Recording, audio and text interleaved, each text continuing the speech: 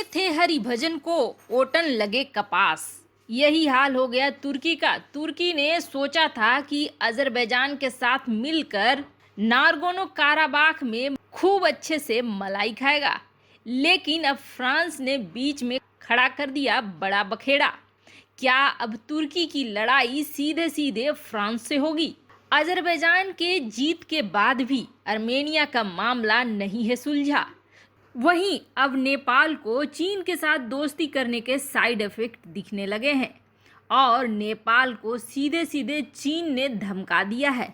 आखिर क्यों ऐसा करा है, आइए जानते हैं इन खबरों को विस्तार से। जहां एक तरफ नेपाल और चीन की दोस्ती में धीरे धीरे दरार बढ़ रहा है, तो वहीं नेपाल में भी जनता से लेकर अब विपक्षी पार्टी भी चीन के खिलाफ खड़ी हो रही है। बात दरअसल यह है कि चीन ने दोस्ती के नाम पर अतिक्रमण करना शुरू तो कर दिया, लेकिन अकेले ओली ही नहीं है नेपाल में जो कि सारी बातों को दबा कर रख देते।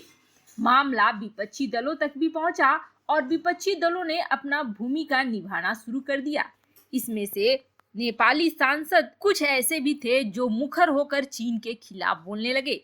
वैसे आपको बता दें, नेपाली प्रतिनिधि सभा और नेशनल असेंबली में नेपाल कांग्रेस सबसे बड़ी विपक्षी पार्टी है।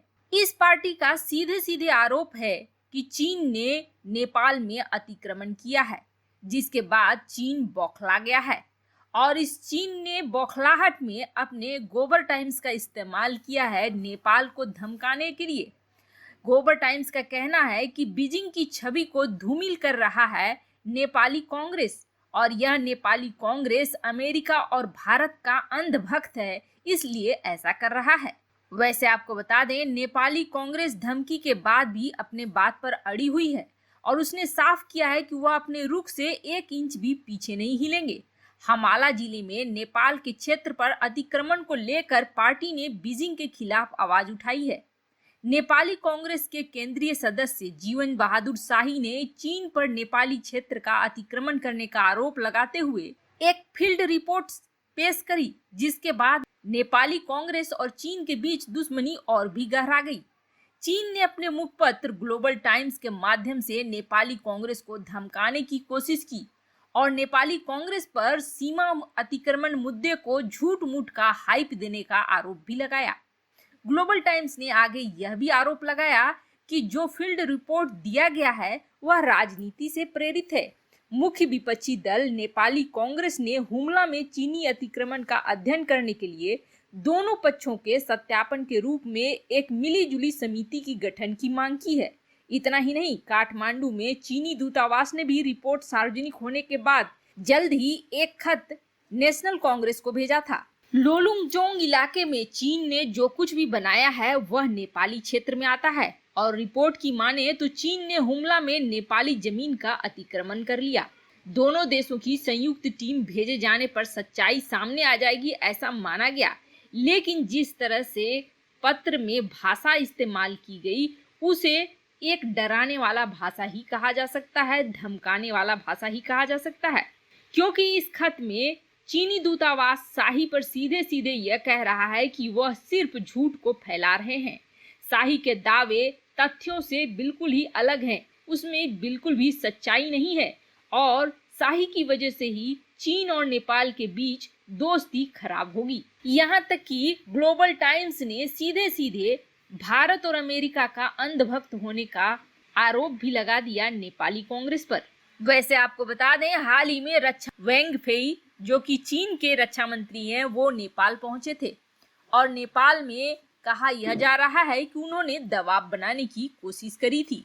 वैसे देखना यह होगा कि क्या नेपाल सीधे रास्ते पर आ पाता है। वहीं दूसरी तरफ अगर आप यह सोच रहे हैं कि अजरबैजान और आर्मेनिया की लड़ाई खत्म हो चुकी है, अजरबैजान जीत चुका है और तुर्की इसमें अपने खलीफा बनने के रोल को अदा कर चुका है, तो कहानी अभी खत्म नहीं हुई है।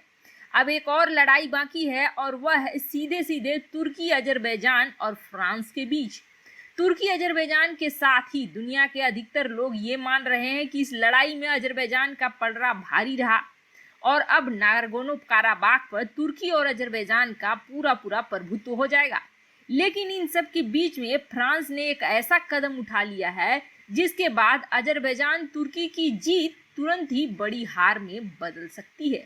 फ्रांस के इस कदम के बाद तुर्की और अजरबैजान इस तरह से बौखला गए हैं कि उन्होंने फ्रांस के खिलाफ ही एक नया मोर्चा खोल दिया है। वैसे आपको बता दें, अजरबैजान और तुर्की दोनों ही फूले नहीं समा रहे थे, क्योंकि आर्मेनिया पर यह जीत उनके लिए काफी फायदेमंद थी। ऐसा इसलिए क्योंकि जो इलाका इनके कब्जे में आया है वो प्राकृतिक संसाधनों से भरपूर है और अजरबैजान इसे अपना हिस्सा मानता है और तुर्की तो उसे अपना खास दोस्त मानता है।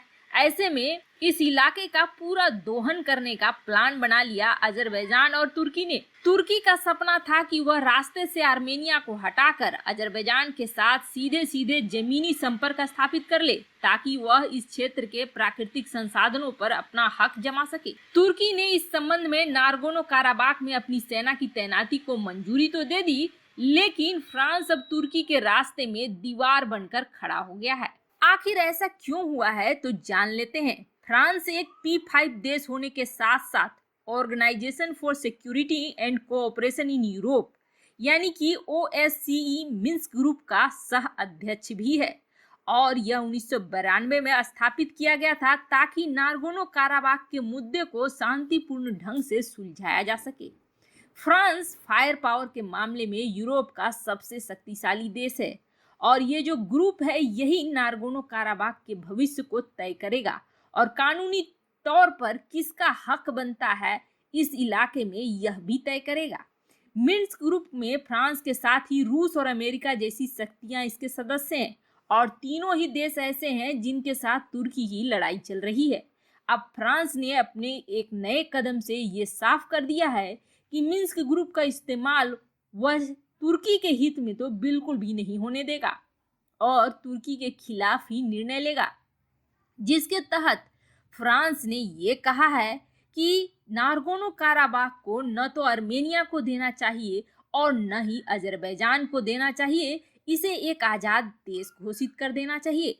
जिसके बाद से ही खलबली मच गई है तुर्की और अजरबैजान के बीच में और यह उनके लिए ऐसा है जैसे कि जीत के बाद भी वो हार के रास्ते पर चढ़ गए हैं। फ्रांस की सीनेट ने एक ऐसे प्रस्ताव को पारित कर दिया है जिसके तहत उसने फ्रांस सरकार से नारगोनो काराबाख को एक आजाद देश घोषित करने की अपील करी है। फ्रांस की सीनेट के इस कदम से न सिर्फ फ्रांस में मौजूद आर्मेनियाई समुदाय के समर्थकों में एक बड़ा संदेश गया है, बल्कि इससे फ्रांस ने नारगोनो काराबाख में तुर्की के प्रभाव को भी बड़ी चुनौती पेश करी है। अब अजरबैजान फ्रांस के इस कदम से इतना चिढ़ गया है कि उसने शांति प्रक्रिया से फ्रांस को बाहर करने का अनुरोध किया है। इसके साथ ही तुर्की के विदेश मंत्रालय ने भी फ्रांस की निंदा करी है। वैसे आपको क्या लगता है, क्या अब तुर्की अजरबैजान फ्रांस के साथ लड़ाई करेंगे? कमेंट कर अपनी राय जरूर बताएं। जल्द मिलते हैं अगले वीडियो में।